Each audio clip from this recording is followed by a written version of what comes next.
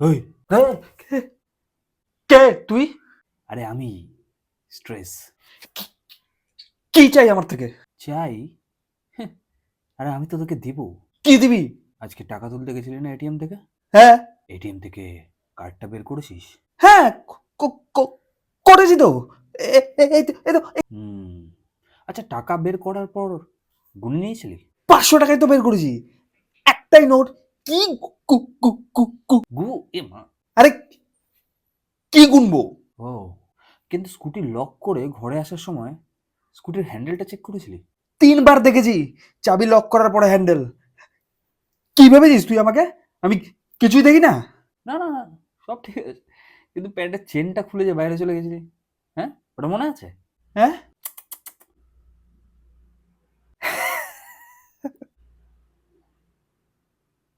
আরে লোকে হাসবে এরকম করে।